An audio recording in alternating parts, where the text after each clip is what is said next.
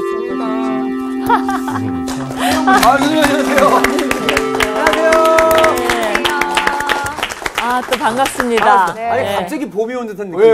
그렇죠. 뭐, 마찬가지인데, 우리. 빨노초. 그러니까. 신호 뒤에까지 다 하면 다 있어요. 천효이랑 저도 있어요. 뭐가 칙칙. 무채색. 무채색 있죠. 그러니까 무지개 학당이네. 그렇죠. 성수학당 무지개 학당. 근데 빨로초가 이게 신호등이라고 말씀하셨는데 요게 우리 신명기하고 맞지 않았을까? 왜요? 율법이잖아요. 율법과 신호등 법이니까 지켜야 되는. 지켜야 되는. 해라, 하지 마라, 기다려라. 그렇지. 좋네요. 율법은 신호등. 깜짝 놀랐어. 오케이. 갑자기 초등으로 내려간 느낌은 좀 드는데. 좋습니다. 네, 기억에 잘 나실 것 같아요. 네. 우리가 지난번에 율법에 대해서 했는데 몇 장에서 몇 장까지가 아주 그냥 율법이 뭉쳐있다 그랬죠? 12에서 26입니다. 그렇죠. 26장까지. 신명기 법전이라고 할 수 있죠. 맞아요. 와, 거기까지 했어요. 우리가 근데 어디까지 했죠? 24장까지 했어요. 그쵸. 그러니까 이제 거의 왔어요. 네. 아주 그래도 나름 재밌게 온 것 같아요. 네. 율법이 하나님의 세 가지, 뭐에 대해서 가르쳐 준다 그랬죠? 약간의 복습을 심령. 하면? 기준. 기준. 기준. 좋아요. 그 다음에 두 번째. 성품. 와, 완전히 복습하고 오셨네. 세 번째. 영성. 와, 그래요. 근데 아까 처음 들은 얘기를 보여주셨어요. 원래가 뭐야? 그냥 뭔가 툭 뭐가 이렇게 툭 쳤어요. 그래서 나왔네요. 아니지, 본인은 신호등. 좋아요. 다 좋은 것 같아요. 그래서 오늘 이제 계속 할 텐데요. 제가 하기 전에 내어주기라는 시가 있어요. 굉장히 긴데 그 중에 아주 일부를 좀 묵상을 하고 지나가 보도록 하겠습니다. 네. 뭐라 그랬냐면 빈손이 없다. 사랑을 받으려고 해도 빈손이 없어 받지 못했다. 한 손엔 미움, 한 손엔 슬픔, 받을 손이 없었다. 그래서 제가 넣은 거예요. 저는 논리적이어야 딱 머리에 들어. 그래서 직업병. 직업병이죠. 그래서 사랑하지 못했고 사랑받지 못했다. 진짜 묵상됩니다. 그죠? 진짜. 우리가 뭐를 그렇게 손에 움켜쥐고 있는 걸까요?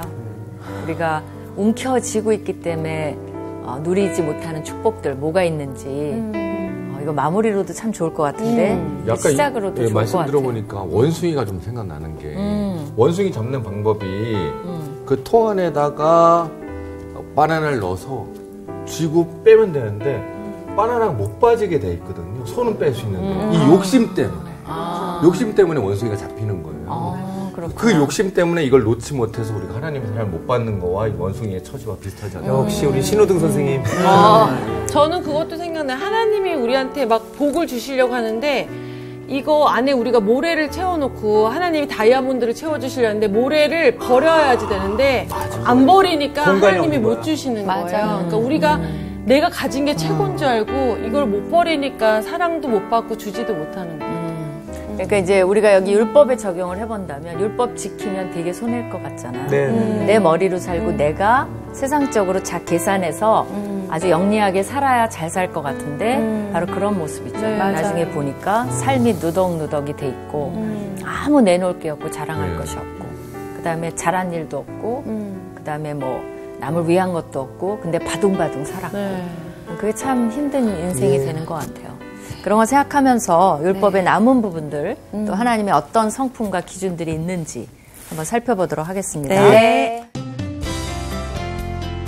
오늘 수업 신명기 32강 율법에 드러난 영성. 사람이 자기 형제 곧 이스라엘 자손 중 한 사람을 유인하여 종으로 삼거나 판 것이 발견되면 그 유인한 자를 죽일지니 이같이 하여 너희 중에 악을 제할지니라. 뭐 하지 말라는 거예요? 팔지 말고 사지 말고. 유괴죠. 어떻게 그렇죠. 보면. 그죠? 팔지도 말고 살지. 그러니까 요셉을 판 형제들은 다 어떻게 해야 되는 거예요? 원래는 바로. 죽여야 되는 거예요. 그죠? 율법에 따르면. 그죠? 그러니까 굉장히 엄한, 그것도 형제인데. 그러게요. 그죠? 그러니까 사람을 노예로 삼거나 팔지 말라는 거죠. 출애굽기에도 이런 말이 나와요. 21장 16절에 사람을 납치한 자가 그 사람을 팔았든지 자기 수하에 두었든지 그를 반드시 죽일지니라. 그죠? 그러니까 그 당시에도 유괴가 있었다는 거예요. 그걸 보면. 그죠? 현대만 있는 게 아니라. 근데 지금은 이제 돈을 요구하는데 그때는 아예 사람을 팔아버리면 되는 노예로 거죠. 쓰고. 그죠. 근데 지금도 그래요. 휴먼 트래피킹이라 그래갖고 인신매매가 굉장히 많이 자행되고 있습니다. 여러분이 모르지만요. 미국에도 있어요. 그리고 한국에도 있어요. 동남아에는 굉장히 많습니다. 우리나라에도 한때 되게 심각한 문제가 심각한 요즘 문제였어요. 조금 약간 잠잠해진 것 같아요. 지금 태국에도 제가 이제 컨퍼런스가 있는데 이번엔 못 가는데 거기에 메이저 주제가 뭐냐면 인신매매에 대한 거예요. 태국엔 굉장히 많아요. 그래서 이 세계적으로 피해자 수가 70만에서 400만까지로 추정이 되는데요. 왜 이렇게 차이가 나느냐? 이걸 다 알려지지가 않았어요. 그러니까 추정을 해보면 되게 그렇게 돼요. 또 미립국 많죠. 불법 이주 많죠. 매매춘 많죠. 이런 것 때문에 이제 정확한 숫자 파악이 힘든 거죠. 근데 이제 되게 그래도 한 80만에서 90만 명 통계에 잡히는 거라고 생각을 해보면 그 중에서 이제 30%인 23만 명이 이제 동남아시아에서 매매가 되고 있고요. 그 퍼센티지에서 30%가 18세 미만인 아동이에요. 저도 너무... 관련 기사를 본 적이 있는데 네. 그게 뭐냐면 장기를 원해서 그런 아이들을 데리고 간다는 경우가 많다고 하더라고요. 끔찍한 일이에요. 중국도 굉장히 조심해야 된다 그러죠. 팔려가면 인신매매가 아니라 장기 깨어나면 전기가 적출이 돼 있어요. 더 안타까운 건 뭔지 아세요? 정신지체아들. 그런 말을 못하는 애들을 데려다가 장기 적출을 다 해버려요. 그걸 얼마에 팔겠다고. 그러니까 이게 인간의 탈을 쓰고 할 짓이 아닌데 하는 걸 보면 정말 뭐라고 말을 할 수가 없어요. 그렇죠?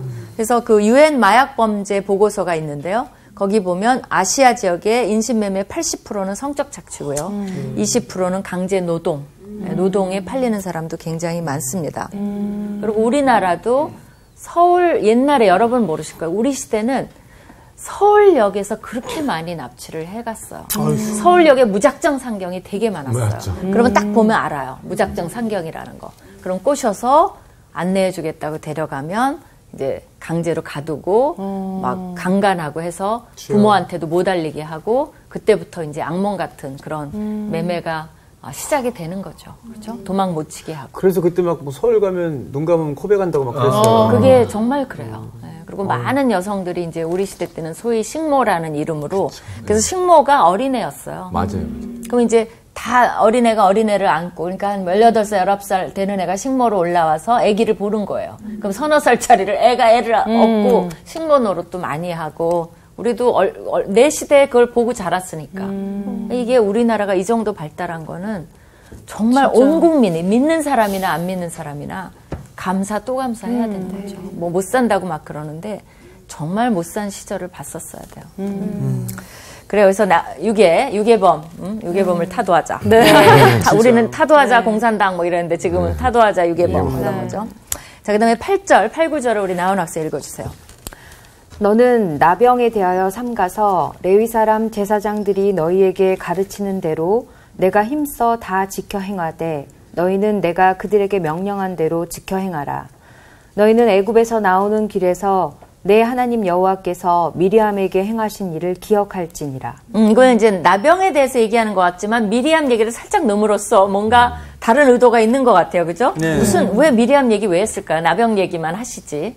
미리암이 이때 안 살아있길 다행이지 살아있었으면 어떻게 정말 창피한 거죠. 그죠? 네. 신문에 나고 막 대서특필되고 막 이러는 거죠. SNS에 막 돌아다니고 미리암 그러면 1등 순위 검색 순위 1위 미리암. 근데 왜 하나님이 얘기했을까요? 이제 나병에 대해서는 우리가 레위기에서 아주 자세히 다룹니다. 여기 뭐 잠깐만 언급한 거죠.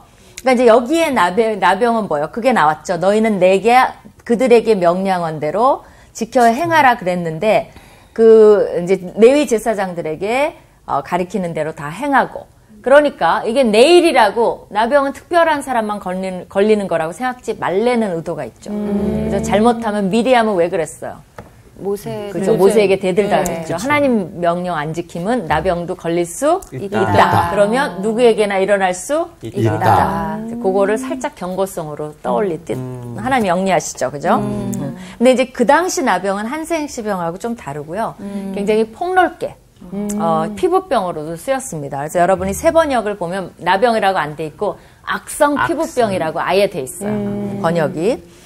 그러니까 이제 그 당시는 이제 그래서 뭐 일주일 진영 밖에 있다가 올 수도 있는 것이 피부병 가라앉으면 올 수도 있는 거니까 이제 그렇게 된 거죠. 그래서 나병 얘기를 했고요. 그 다음에 이제 요한 학생이 13절까지. 네. 내 이웃에게 무엇을 구워줄 때 너는 그의 집에 들어가서 전당물을 취하지 말고 너는 밖에 서 있고 내게 꾸는 자가 전당물을 밖으로 가지고 나와서 내게 줄 것이며 그가 가난한 자이면 너는 그의 전당물을 가지고 자지 말고 해질 때에 그 전당물을 반드시 그에게 돌려줄 것이라. 그리하면 그가 그 옷을 입고 자며 너를 위하여 축복하리니 그 일이 내 하나님 여호와 앞에서 내 공의로 음이 되리라. 네, 무슨 말이에요? 그렇게 안 하면 어떻게 하시겠다는 거야? 사실은 써있지는 않지만 가만히 안 계시겠다는 거죠. 그렇죠? 그러나 하면 축복이 되리고 공의가 된다는 거죠. 뭐 하라는 거예요? 진짜 약자를 엄청나게 보호하네요. 그렇죠. 빌린 자들의 권리를 존중하라. 그들의 인격을 존중하라. 가난한 자를 배려하라. 이런 것들이 계속적으로 공의를 드러내라. 그러니까 우리의 공의를 드러내는 거 되게 중요해요. 우리는 어떤 공의를 맨날 실천하고 살고 있죠? 그냥 가만히 있는 게 착한 게 기독교인이 아니에요. 그건 아무것도 아닌 거예요. 우리가 착각을 해요. 착한 거는 가만히 있는 거. 천만의 말씀이에요. 성경은 굉장히 선의와 공의와 정의를 행하는 게 이거 액티브해요. 능동적이에요. 뭐니 공의를 보여라. 선행을 베풀어라. 이웃을 사랑해라. 그런 거지.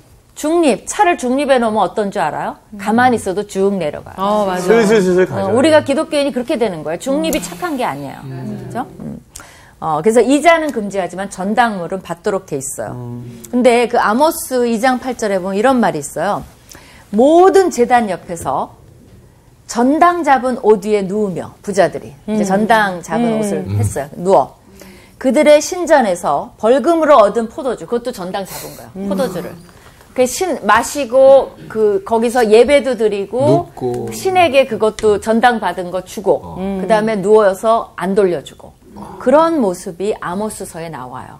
그러니까 이거는 여러분이 보면 이 신명기를 잘 알면요. 왜 아모스가 또 선지자들이 이런 얘기를 했나를 굉장히 잘 이해하게 돼요. 그러니까 신명기 공부하는 건 축복이에요. 선지자 얘기가 눈에 뻥 뚫려요.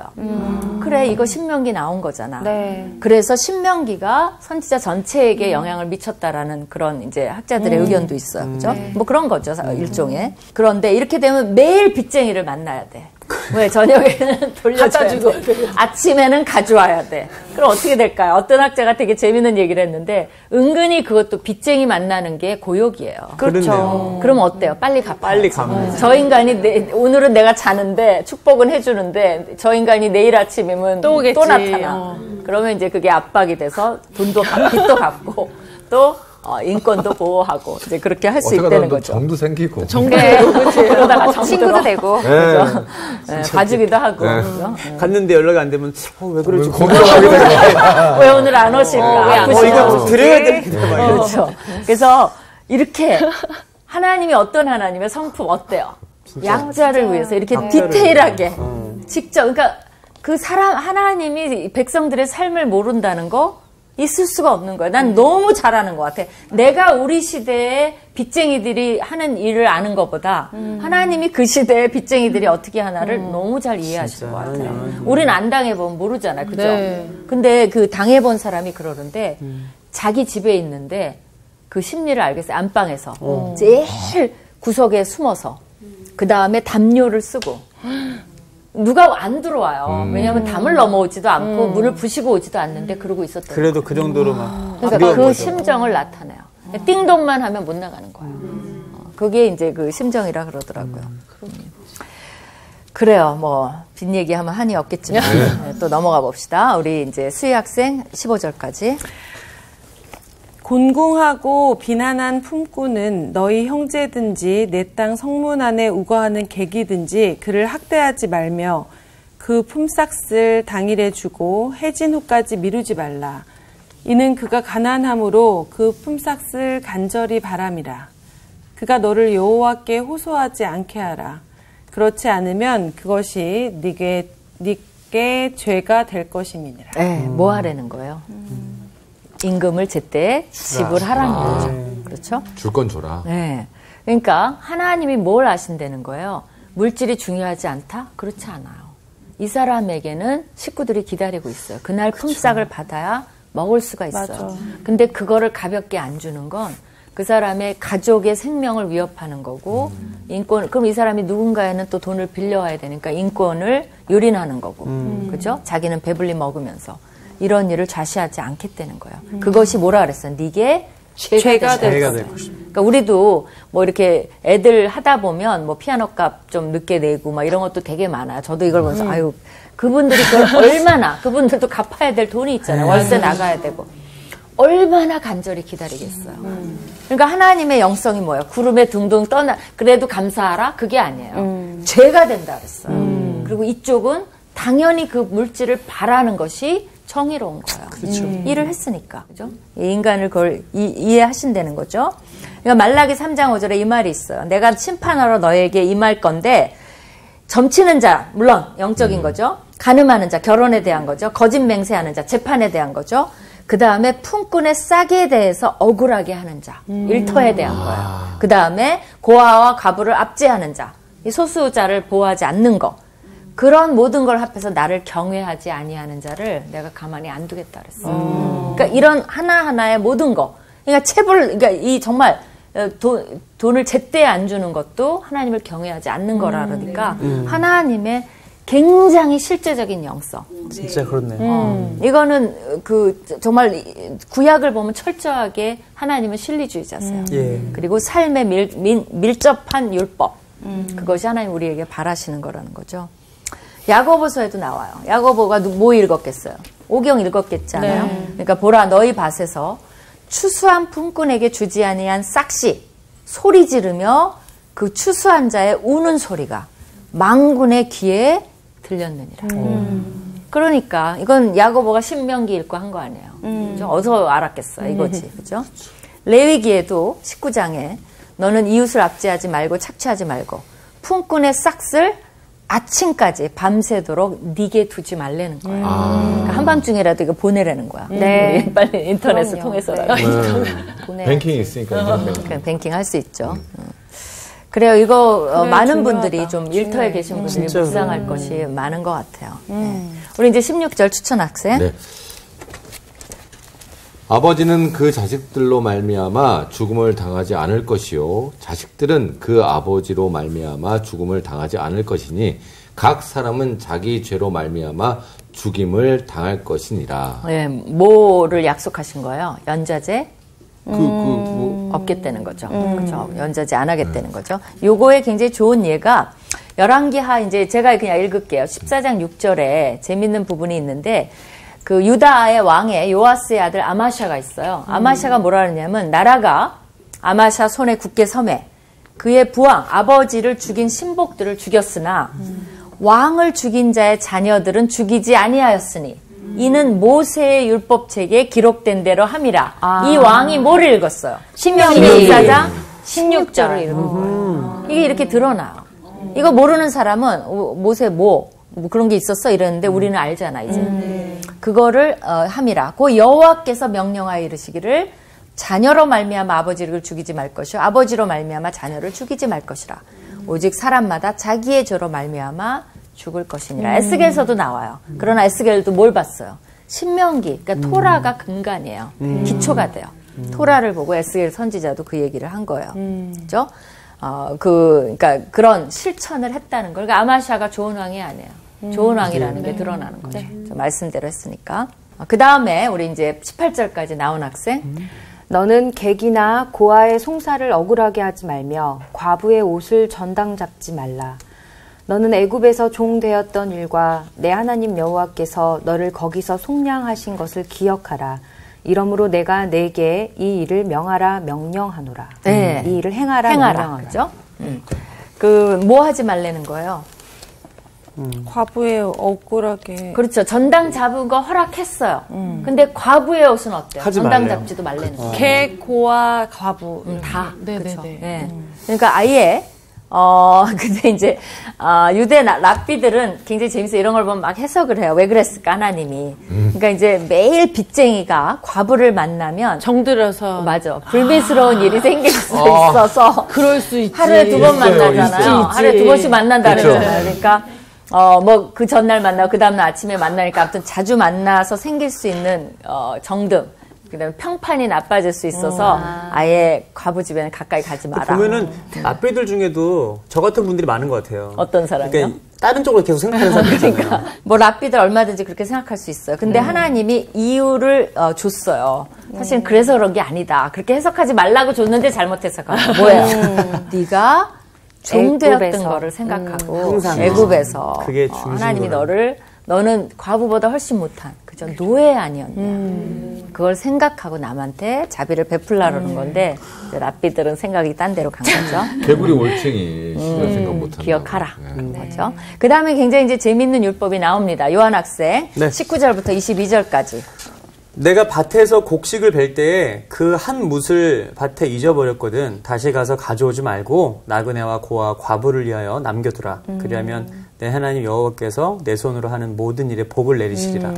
내가 내 감람나무를 떤 후에 그 가지를 다시 살피지 말고 그 남은 것은 객과 고아와 과부를 위하여 남겨두며 내가 내 포도원의 포도를 딴 후에 그 남은 것을 다시 따지 말고 객과 고아와 과부를 위하여 남겨두라. 너는 애굽 땅에서 종 되었던 것을 기억하라. 이러므로 내가 내게 이 일을 행하라 명령하노라. 네, 그렇죠. 뭐에 대한 거요? 이삭 죽기법. 이게 전형적으로 그렇죠. 이게 이제 룻기의 배경도 되고요. 그래서 룻이 이삭 줍으로 나가잖아요. 그러니까 이제 이거는 뭐야? 매일 구걸해야 되는 수치스러움을 해결해 주죠. 그렇죠? 그러니까 싹쓸이 하지 말라는 거예요. 일단 그게 이제 한번 짝 추수를 해 가면 남은 게 많을 거 아니에요. 그럼 어떻게 해요? 또 일꾼을 보내서 하나도 남김없이 다 가져. 그렇게 하지 말라는 거예요. 싸그리. 한 번 하면 그냥 그걸로 끝내라. 그러면 이제 거지들이나 이런 사람들이 와서 그걸 이제 주워서 잘 부지런히 주우면 1년 식량도 생겨요. 사실은 네, 잘 하면. 넉넉하게 놔두고. 그렇죠. 이 사람들이 이것만 지켜줘도 이게 그 당시의 사회보장법이에요. 일종의. 그러니까 하나님 명한 거니까 안 해도 되는 게 아니에요. 그리고 어차피 이게 누구 거였어요? 하나님이 그렇죠. 자기 게 아니에요. 하나님 주신 거니까 잘 나눠라 하는 거죠. 그래서 랍비들이 4개의 종류로 밭에 남겨둬야 될 걸 또 언급했어요. 거기다 자꾸 토를 달아. 랍비는 그거 좋아해요.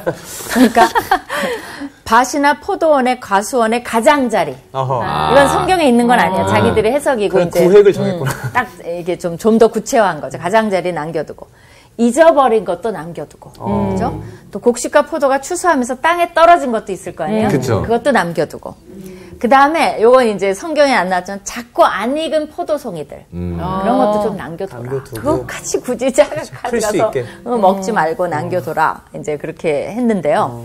또 어떤 학자들은 이렇게 말했어요. 그 당시 이제 미신에 마지막 다발을 남겨두면 그게 다음 해에 갱신을 보장할 수 있다라는 미신이 있었어요. 그러니까 하나님이 아예 그게 뭐에 그런 거 하지 마. 그거는 과부가 다 가져가. 뭐 객이 다 가져가. 이렇게 이제 미신을 없앴다라고 이제 보는 학자도 있어요. 시대마다 좀 달라지는 것 같아요. 그런 거 같아요. 요즘도 있는 것 중에 하나가 그러니까 뭐 사람하고 비교해서 좀 그렇지만 까치밥 같은 거. 까치밥 많이 남기지. 네, 많이 남겨놓잖아요. 감 같은 거 일부러 다 안 따고 따고 까치밥으로 남겨놓거든요. 아, 그래요? 네. 그래, 시골에서 그런 게 있죠. 너무 좋은 거다. 그래요. 우리 24장을 마쳤죠? 네. 25장으로 넘어가 봅시다. 네네. 아직도 율법은 진행됩니다. 진행형이에요. 그 다음에 또 어떤 율법이 나오는지 우리 수희 학생 1절에서 3절. 사람들 사이에 시비가 생겨 재판을 청하면 재판장은 그들을 재판하여 의인은 의롭다 하고 악인은 정죄할 것이며 악인에게 태형이 합당하면 재판장은 그를 엎드리게 하고 그 앞에서 그의 죄에 따라 수를 맞추어 때리게 하라. 40까지는 때리려니와 그것을 넘기지는 못할지니 만일 그것을 넘겨 매를 지나치게 때리면 네가 네 형제를 경히 여기는 것이 될까 하노라. 하여간 하나님 40자 좋아해요. 그래서 진짜. 뭐 40도 하나님의 수다 그러는 게 뭐냐면 하나님이 이거 40 얘기하시잖아요. 그죠?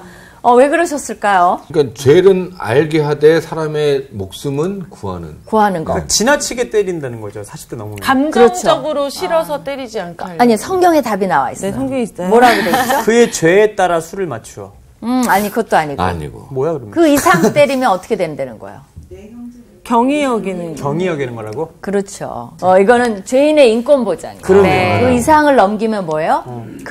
그를 범죄인 한 거 이상으로 경이 여긴다는 건 그거보다 못한 인간으로 취급하는 결과를 낳는 거라는 그 거예요. 기준이 40대. 최대가 40대고 죄에 따라 30대, 그렇죠. 20대 이렇게. 원래 거기서는 50대에서 100대까지 쫙 있어요.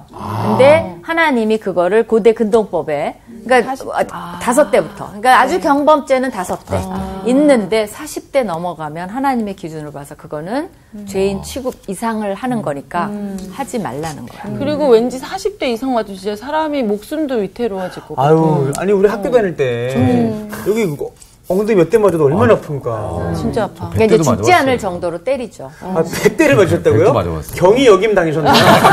정말 너무 경이하게 당하신 거 아니에요? 그러니까 이 벌을 내려도 이제 심하면 울거나 살려달라고 빌거나 오줌을 싸거나 막 이런 게 있잖아요. 그럼 어떻게 돼요? 인간의 인간됨을 잃어버리게 만드는 것이 맞아. 그죠? 그것이 목적은 아니에요. 내가 죄를 깨닫게 하고 이건 잘못했으니까 당연히 받을 그걸로 느끼게 하는 게 이게 죄의 그거지 목적이지. 맞아. 그냥 정말 인간성을 잃어버린다면 그건 목적이 아닌 것 같아요. 그죠?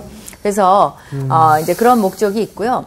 당시에 이제 그 이집트 벽화를 보면 대개 40대가 또 보편적이었던 것 같아요. 왜냐하면 태형 그림이 있는데 막대기가 거기 보면 이제 40개가 놓여 있고 이런 그림들이 있어요. 그게 이제 보편적이지만 심하게 가는 것을 하나님이 막으신 거죠. 야, 이거 뭐 매가 부러질 일도 없겠네. 그러니까 거기 보면 엎드리게 하고 이런 말을 보면 거기도 곤장을 때렸나? 뭐 비슷한 것 같아요. 비슷해요. 우리나라 근데 어떤 게 태형에 해당했을까요?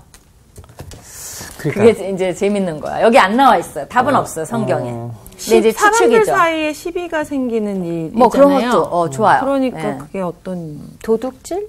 도둑질. 좋아요. 대개는 그죠? 사기. 사기.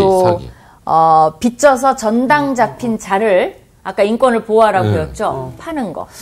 어느 정도는 중범죄까지는 아니고 좀 약간 경범죄가 좀 태형을 좀 받는 것 같아요. 남의 땅을 침해하는 거. 그죠?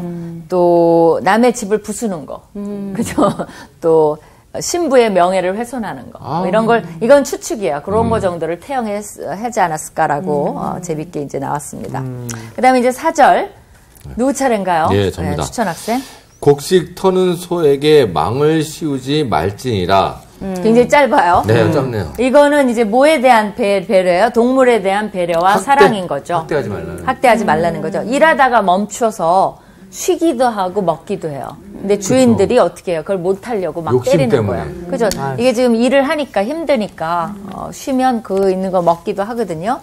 이제 로봇이 나오면 다른 문제겠지만 로봇은 24시간 일하니까. 근데 이제 잠언에 보니까 12장 10절에 굉장히 재밌는 말이 있어요. 의인은 자기의 가축의 생명을 돌보나 악인의 긍휼은 잔인이니라. 근데 이게 또 다른 해석에 보니까 이렇게 돼 있어요. 악인의 가장 친절은 잔인이다. 오, 무섭다. 그게 악인이에요. 또 어떤 번역은 악인은 그 짐승에게까지 잔인해. 영어로도 굉장히 재밌어요. A righteous man, 의로운 사람은 know the needs of his beast. 그건 뭐냐면요. 짐승의 필요를 아는 사람이 의로운 자라는 거예요. 그러니까 우리 이제 갖다 버리고 막 그 애완동물 갖다 버리고 학대하고 뭐 우리는 잡아먹고 그 잡아먹는데 그 때리는 게 매달아 놓고 뭐 피를 어떻게 한다고 막 때려서 죽인대요. 그래야 맛이 있대나 뭐 어때나. 그러니까 이제 그런 걸 보면 외국 사람들도 우리를 야만인이라고 밖에 볼 수가 없죠. 그러니까 우리도 그 개 잡아먹는 건 조금 아무리 맛있어도 이제 먹을 게 풍부하니까 거기서 좀 멈추면 어떨까 그런 생각은 들어요. 근데 이제 더 재밌는 건 이거를 사도 바울이 신약에서 인용을 합니다. 우리 어디서 인용했는지 한번 봤으면 좋겠어요. 고린도전서 9장 9절에서 14절이에요. 제가 읽을게요. 뭐라고 되어 있냐면 모세의 율법에 곡식을 밟았더는 소에게 망을 씌우지 말라 기록하였으니. 그러니까 어디예요? 신명기 25장 4절을 인용한 거죠. 사도 바울이 누구예요? 그죠? 토라를 잘 알고 율법을 잘 알고 신명기를 읽고 있었던 사람이잖아요. 그죠? 맞아. 근데 뭐라 그랬냐? 하나님께서 어찌 소들을 위하여 염려하심이냐? 그래서 이건 적용이에요. 뭐냐면 오로지 우리를 위하여 말씀하심이 아니냐? 과연 우리를 위하여 기록된 것이니 뭐냐? 밭 가는 자는 소망을 가지고 갈며 그죠? 밭에서 소망을 갖고 여기서 곡식이 풍성히 나오겠지. 그게 당연하고 곡식 떠는 자는 함께 얻을 소망을 가지고 곡식을 떨겠죠. 그래서 거기서 이제 나다를 가지고 먹겠죠. 우리가 너희에게 신령한 것을 뿌렸은즉 그럼 뭐예요? 이 사역자도 신령한 것을 뿌리면 거둘 것을 기대해야 될 거 아니에요. 너희의 육적인 것으로 거두기로 과하다 하겠느냐. 다른 이들도 너희에게 이런 권리를 가졌거든 하물며 우리일까 보냐. 그건 뭘 말하냐면요. 사도 바울이 신령한 것으로 뿌렸어요. 그러면 그들이 적어도 이 사역자들을 돌볼 책임이 있는 거예요. 그냥 뿌렸으니까 거기서 거두어야죠. 그게 씨니까. 근데 우리가 그 권리가 있는데 근데 우리가 거기 계속 보세요. 이 권리를 쓰지 아니하고 범사에 참는 것은 조금이라도 그리스도의 복음에 아무 장애가 없게 하려 함이라. 사도 바울은 뭐 했죠? 그들이 먹여 살려야죠. 어떻게 보면. 전임 사역자인데. 근데 천막 기어가면서 자비량으로 했잖아요. 네. 그 얘기를 하는 거예요. 근데 그게 당연해서 그런 게 아니라 조금이라도 너희들에게 복음에 누가 될까 해서 내가 그것조차도 참았다. 그치만 이게 정상적인 건 아닌 게 13절에 보세요. 성전의 일을 하는 이들은 성전에서 나는 것을 먹고 제단에서 섬기는 이들은 제사장들. 제단 많이 줬잖아요. 하나님이. 제단과 함께 나누는 것을 너희가 알지 못하느냐. 이와 같이 주께서도 복음 전하는 자들은 복음으로 말미암아 살리라 명하셨느니라. 그래서 우리가 이제 헌금을 내서 사역자들에게 뭐 이제 돈을 주는 거죠. 그것이 뭐 월급이라고 해야 될지, 뭐 성직자의 당연한 뭐 권리로 해야 될지, 뭐 이거 이제 그 성직자들이 세금을 뭐 일하는 뭐 세금을 내야 되느냐에 대해서 논란이 많은 것도 이제 뭐 이게 이제 다 그냥 돈을 위해서 일하는 게 아니라 복음을 뿌리는 자의 몫이기 때문에 그것이 이제 보통 일터에서의 일과 동일시 할 수 있느냐라는 이런 이슈가 있는 거죠. 사도 바울은 어때요? 우리가 복음을 뿌렸기 때문에 당연히 거둘 수 있는 권리가 있다 하면서 이 구절을 인용을 했어요. 되게 적용을 한 거죠. 신약으로. 그렇죠? 여기서는 그 동물을 위해서 한 거 맞아요. 그러나 신약에 적용해 보면 우리를 위해서도 하나님이 이 일을 얼마든지 적용해 볼 수 있다. 그런 뜻입니다. 그렇죠? 그렇게 됐고요. 그러니까 얼마나 이 신명기를 아는 게 중요한 게 알겠죠. 네. 신약도 이해가 착착착착 되기 시작하는 거죠. 그 다음에 이제 재밌는 구절이 나와요. 누구 할 차례인가요? 저요. 25장 5절에서 10절까지를 좀 한번 쭉 읽어주세요. 네. 형제들이 함께 사는데 그중 하나가 죽고 아들이 없거든. 그 죽은 자의 아내는 나가서 타인에게 시집가지 말 것이요. 그의 남편의 형제가 그에게로 들어가서 그를 맞이하여 아내로 삼아 그의 남편의 형제된 의무를 그에게 다 행할 것이요. 그 여인이 낳은 첫 아들이 그 죽은 형제의 이름을 잊게 하여 그 이름이 이스라엘 중에서 끊어지지 않게 할 것이니라. 그러나 그 사람이 만일 그 형제의 아내 맞이하기를 즐겨하지 아니하면 그 형제의 아내는 그 성문으로 장로들에게로 나아가서 말하기를 내 남편의 형제가 그의 형제의 이름을 이스라엘 중에 잊기를 싫어하여 남편의 형제된 의무를 내게 행하지 아니하나이다 할 것이요.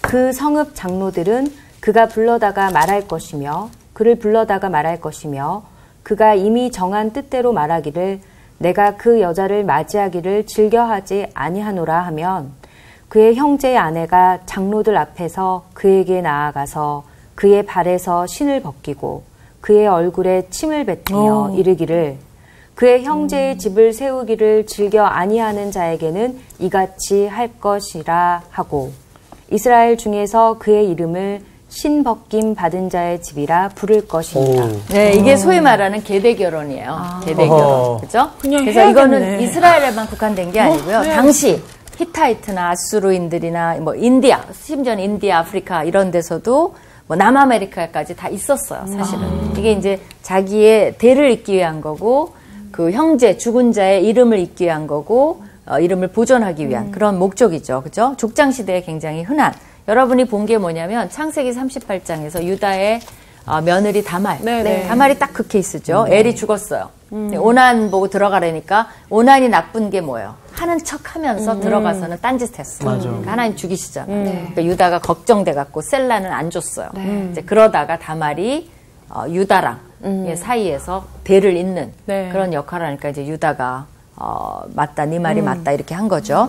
거기 보면 이제 여러 가지 이슈가 나오는데요. 근데 형제가 안 죽었어.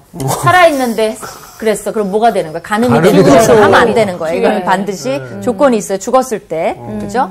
그 다음에 이제 함께 산다는 게 뭘까라는 의미에 대해서 굉장히 의견이 있는데요. 같은 부동산 내에 산다라는 의미도 될 수 있고, 또 아버지가 아직 돌아가시지 않아서 부동산을 아직 안 나눈 상태에서 사는 형태일 수도 있고요. 또 같은 목초지를 사용하는 근접하여 산다. 어쨌거나 거기는 이제 같이 이렇게 그렇죠, 부락을 이루고 사니까 이제 그런 경우에 이것이 이제 가능하다는 거죠.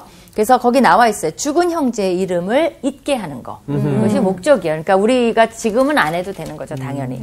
그러나 너무 이상하게 생각할 필요는 없는 것 같아요. 그래서 보존하는 거니까 남편의 형제된 의무예요, 이게. 남편의 형제된 의무, 그죠? 그래서 이제 성읍 장로들이 안 할 수도 있어요. 옵션이에요. 그 대신 뭘 치러야 되죠? 대가를 치러야 돼요. 치를 받아야 돼요. 얼굴에 침 뱉고. 그렇죠. 그러니까 성읍 장로들 앞에 나아가면 약간의 기회가 있어요. 설득하겠죠. 네가 이래도 하겠느냐? 네가 이래도 안 하겠느냐? 마음 그렇죠. 변하지 않겠느냐? 한번 이렇게 설득할 수 있는 기회는 있어요. 아니 얼마나 싫으면은 그렇죠. 아주 싫은 경우에 이거는 뭐 억지로 우리도 끔찍하잖아요. 그러니까 너무나 억지로 할 수 없으니까 하는데 그 대신 오명을 안고 살아가야 되는 거죠. 그렇죠? 평생. 그렇죠? 진짜. 우리도 신발 이상해요. 그 신발 갈아 신었다 우리도 그러잖아요. 네. 그 고무신 거꾸로 신었다 뭐 이런. 근데 그 신발의 의미가 뭔지 몰라도 우리도 그런 걸 입는 거 보면 이제 그 당시에도 비슷한 문화가 있었던 거 같아요. 그러니까 처형이랑 처제 건강도 챙겨야 돼 이렇게. 그럼 지금은 그건 잘못된 적용이에요. 맞습니다. 잘못된 안 돼요. 꼭 저 같은 사람도 있습니다. 오히려 지금은 조카들 돌봐주고 조카가 없지. 그죠? 그건 없는 걸로 합시다. 네. 그러니까 굉장히 수치스러운 것을 참고 지나가는. 그렇지만 안 할 수도 있는. 그것도 하나님의 은혜인 것 같아요. 안 하면 죽인다. 이랬으면 좀 곤란한 그쵸. 건데 선택은 있는 거죠. 이런 걸 생각하면서 여러분이 또 한 주간 동안 말씀 속에 나타난 하나님의 영성, 또 우리가 어떻게 영성을 더 구체적으로 우리 삶 속에서 지킬 것인지 그런 것들 생각하시는 한 주 되기를 바라요. 네. 감사합니다. 이렇게 빨리 끝났지? 이게 정말 이게 만약에 그냥 율법을 그냥 막 어쩔 수 없이 억지로 외우고 배웠으면 되게 힘들었을 텐데 지금 이 신명기 배우면서 그런 생각 드는 거 있잖아. 내가 저 시대에 있으면 어떻게 시대에 했을까? 내가 살았으면 어땠을까? 내가 얼마나 많이 여기에 저쪽에 대면서 이미 죽었어. 이미 예전에 죽었어. 너무 빨리 죽이시는 거 아니에요? 네. 근데 이렇게 형제 그거를 끝까지 이런 일을 당하면서까지 안 받는 사람은 진짜 사랑하는 여자가 있었을 수도 있잖아. 그렇지. 내가 진짜 사랑하는 여자가 있으니까 안 받고. 누나 지금 계속 그 생각만 한 거야. 21세기적인 생각일 수도 있어요. 저는 신호등 선생님. 저는 12장부터 26장까지 이렇게 아직까지 다 가진 않았지만 보면서 좀 안타까운 게 있어요. 뭐예요? 얼마 전에 제 선배 한 분이 돌아가셨는데 아이고. 끝까지 하나님을 모르고 돌아가셨어요. 근데 저는 대부분 이랬어요. 주님 한번 믿어봐. 하나님 한번 알아봐. 이러면서 12장부터 26장만 딱 얘기를 했으면 번거롭지가 않아서 읽어봤을 한 사람인데. 아니 그 전에 본인도 안 읽으셨었잖아요. 아니 읽었죠. 그 전에? 네, 저는 정독을 다 했던 사람인데 다 잊어버렸지. 근데 그 선배가 가기 전에 그 말 한마디 해주지 못했던 게 좀 아쉽기도 하고. 그만큼 지금 오늘 말씀 배우면서 네, 이 말씀이 너무 우리한테 와닿는다는 얘기죠. 근데 앞으로의 기회가 더 많을 것 같아요. 네. 그래요. 정말 느끼셨어 앞으로 하시는. 과연 네가 아는 하나님이 누구니? 라고 물어보는 사람이 있다면 저는 이걸 알려줘요. 그래, 나는 이 영성이 그냥 막 거룩하고 뭐 이렇게 막연한 게 아니고 이렇게 우리 일상의 삶에 있다는 거를 우리가 신명기를 배우면서 더 이제 알 수 있다는 그런 자, 우리 천영 마무리 한번 해주시죠. 많은 분들한테 요 12장에서 26장까지는 좀 권하는 주간이 좀 됐으면 하는 바람입니다. 아, 좋습니다. 네. 감사합니다. 감사합니다.